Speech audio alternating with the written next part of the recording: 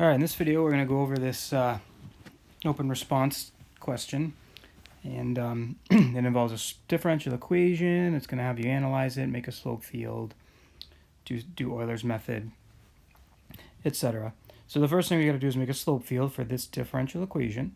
Now you could go point by point, and that's fine. Again, plugging in the x and y coordinates and indicating the slope. One thing I like to do is I try to go like across either a row or a column and just kind of note how the slope would change. So for example, I'm going to this is when the y coordinate is 2. This row is when the y coordinate is 1. This is when y is equal to 0. And, this is when x equals -1. This is when x equals 0. I mean, I know they're written on the x-axis, but sometimes it helps just to see it visually. So what that'll allow me to do is I'm going to start at the top left corner, and because y is equal to 2, my differential equation in this row is 2 minus 2x, and now I can kind of just focus on how the x coordinate is affecting the slope in this row. So when x is -1, I get 2 minus 2 times -1, which is 2 plus 2, which is 4. So I'm going to try to indicate a pretty steep slope here of 4. When x is a 0, I get 2 minus 2 times 0, which is 2. So it's like still a steep slope, but not as steep. When x is 1, 2 minus 2 times 1 is 0. So I have a horizontal tangent here. And when x is a 2, I get 2 minus 2 times 2, which is 2 minus 4. That's -2. So it should basically look like kind of like the one at the y-axis, but a slope of -2. Let's go across the next row. In this case, y is fixed at 1, so 1 minus 2x. So when x is a -1, I get 1 minus 2 times -1, which is a 3. So I'll do my best attempt at a slope of 3. We're just looking for patterns. This doesn't have to be perfect. I guess what does have to be perfect is like horizontal tangents, right? Those have to be perfect, but everything else good enough will be fine. When x is a 0, I get a slope of 1. When x is a 1, I get a slope of -1. When x is a 2, I get a slope of -3. All right, and then this last row. So when y is a 0, dy dx equals 0 minus 2x. So when x is a -1, my slope is a 2. So something like that. When x is a 0, my slope is a 0. When x is a 1, my slope is a -2. And when x is a 2, my slope is a -4. So try to be a little steeper. There it is, my slope field. It says sketch the solution curve that passes through 0, 1. 0, 1's here. So you don't know exactly where it's going to do. You just got to try to follow the clues, follow the trajectories indicated. So like our graph must be, you can kind of tell, it's got to be like increasing, and then it's got to turn at some point. You don't have to go through necessarily all of those slopes. It just has to kind of be in, you have to give the general shape. So there's our solution curve. This says the solution curve that passes through the point 0, 1 has a local maximum at x equals ln of 2. Notice that's the solution curve we just sketched, right? And if you plug in ln of 2 into your calculator, it's going to be some number between 0 and 1. So they're just telling you that this max right there that we just sketched looks like it's happening at the x-coordinate natural log of 2. What's the y-coordinate of this max? Well, this is where you're going to have to kind of bring to the table your knowledge of what you've learned in calculus, right? So a maximum in calculus occurs when you have a critical point or an endpoint, but that's not the case here. So when dy dx is equal to 0. And look, they're telling us the x-coordinate at which that happens. So we know that dy dx equals 0 at x equals natural log of 2. So but we have an equation for dy dx. It's y minus 2x. So that tells me that y minus 2x is equal to 0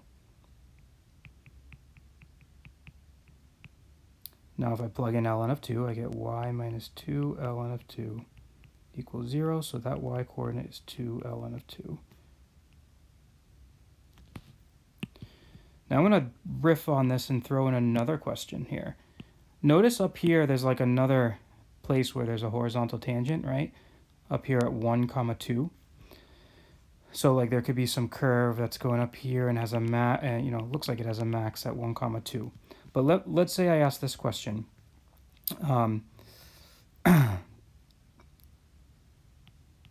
Does the graph of f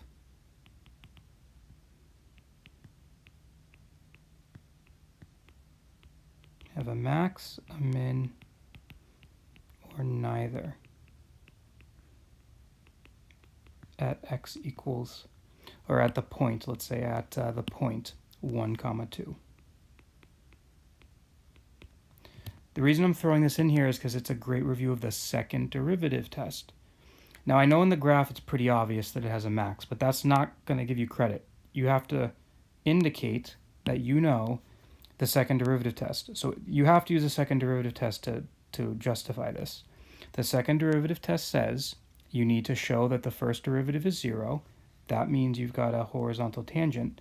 And then the second derivative tells you whether this is happening or this is happening. Okay, so let's do that. So dy dx evaluated at the point 1, comma 2 is equal to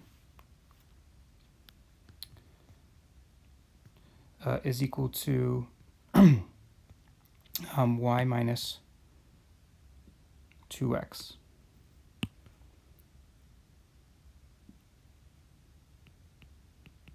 Evaluated at the point 1, comma 2. So that's 2 minus 2 times 1, which is 0. So notice that means there's a critical point. Okay, there's a critical point at the point 1, comma 2. That's not enough to show you have a max or min, though. We've got to find the second derivative and then learn about its concavity. So the second derivative would be the derivative of the derivative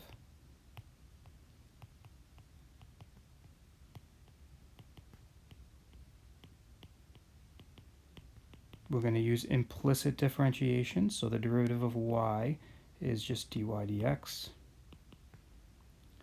minus the derivative of negative 2, or 2x is 2. So there's my second derivative. Now look, you can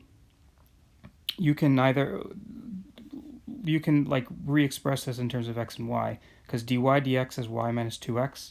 So I might actually, well, just do that here just to show you, right? I can put a y minus 2x there. So this is now y minus 2x minus 2. There's our second derivative. My second derivative evaluated, oops, sorry,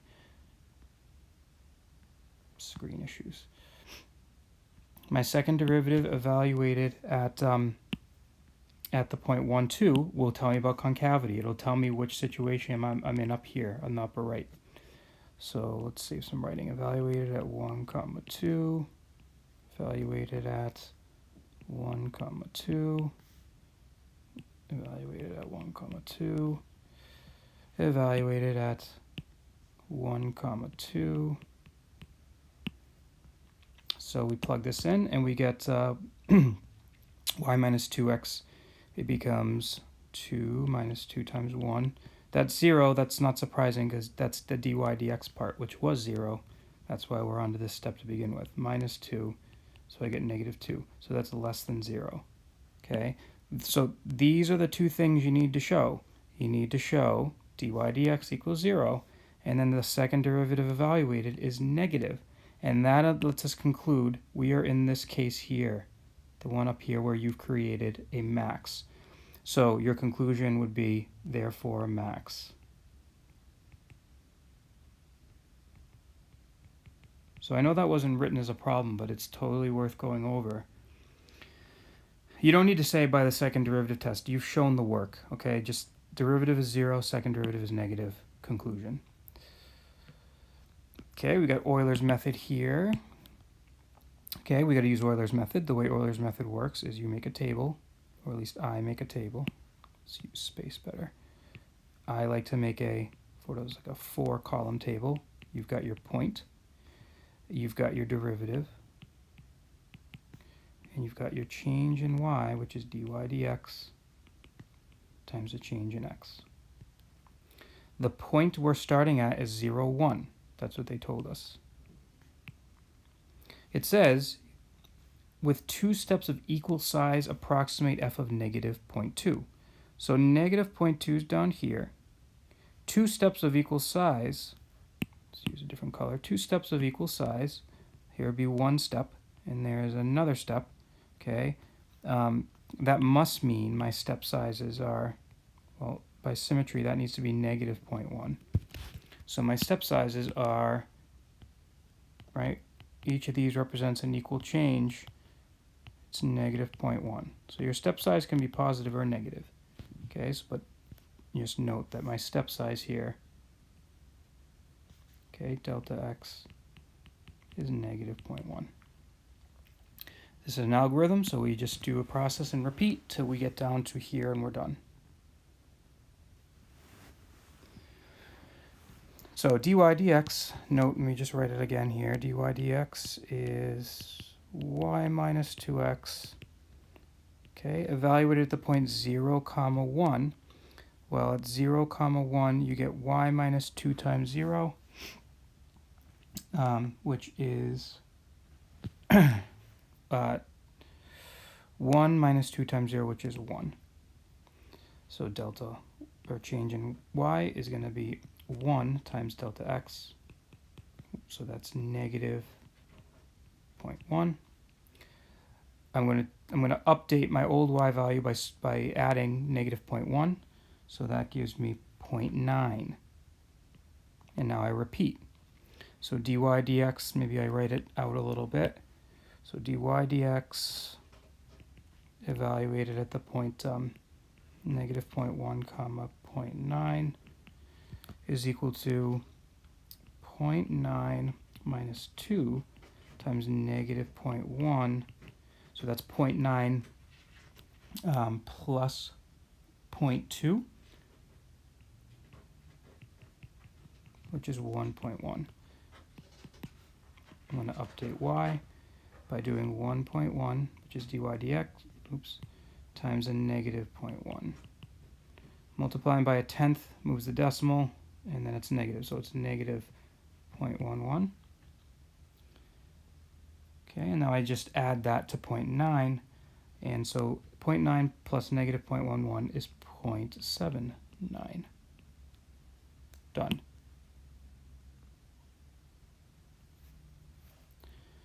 All right, look we have so far. Again, I note I added a little something into B just to kind of give you a little something else to think about.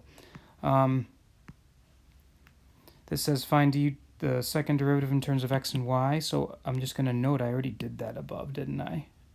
Right? The second derivative in terms of x and y I've already done, but just as a reminder, second derivative is the derivative of the derivative, which is the derivative of y minus 2x, which is dy dx minus 2, which is y minus 2x minus 2.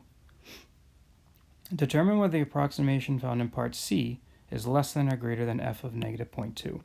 The approximation in part C is Euler's method. That effectively means you're using a whole bunch of tangent lines. You're using tangent lines over and over again. That's the way the method works. So it's like you're constantly incrementing by a little bit by a tangent line, like little by little. It's an imperfect process because it's a computation, but the point is the second derivative tells us about concavity, and it'll tell us how our tangent lines sit in relation to our curve. So we are going to plug. So what this asks us to do is plug in the point 0, 1, the place we began our approximation, into our second derivative. So that ends up being 1 minus 2 times times 0 minus 2, which is 1 minus 2 which is -1. So that's less than 0. So what does that mean? It means that our graph is concave down near 0, 1. Okay, and it tells us that f is concave down near 0, 1. So our approximation was an over approximation because our tangent lines sit above the graph. Okay, so we're constantly making tangent lines that are above our graph. So you don't need to say that if you don't want to. This is enough, but in the background, that's what's happening. So our approximation isn't over, or is greater than f of.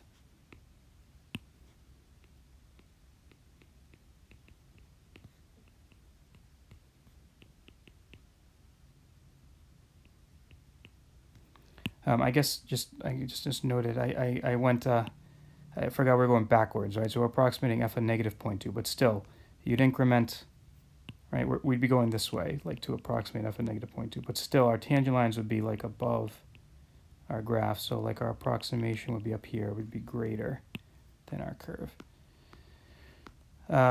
Okay. Find the second degree Taylor polynomial for f about x equals 0. This could strike you as a weird question to ask, maybe because our notation's different, but like we know that this is the formula for our second degree Taylor polynomial. This is the recipe. It's f of 0 plus f prime of 0, x minus 0, plus f double prime of 0, x squared over 2 factorial. We're using different notation here, but like this is just saying like what's dy dx at x equals 0, and our derivatives in terms of the x and y coordinates. So at x equals 0, we're really talking about the point 0, 1. Here it's what's the second derivative at 0, 1. Sorry, I don't want to redo this video and I just messed up. So sorry, this is the function at x equals 0. That's given. This is dy dx. I had shifted it. And then this here is our second derivative. It was evaluated at 0, 1. F of 0 is a point they gave us, right? I think that's like an initial condition, right? The curve goes through the point 0, 1. So this is just going to be 1. Our derivative at 0, 1, somewhere up here we evaluated that, right? I think probably in multiple places. At 0, 1, I believe our derivative was, well, where am I losing that info? At 0, 1, oh yeah, here it is, right? At 0, 1, our derivative was 1. So this is just a 1, so it's 1x. And then the second derivative we also computed at 0, 1. I think in the last problem it was -1, right? So I get -1 over 2 factorial x squared. There is my second degree Taylor polynomial. All right, well that turned into a longer video than I thought it would, but it is comprehensive, I hope. So make sure you understand all parts of that if you're in my class. If you're not, apologies for the sort of the unprofessional nature of this. Good luck.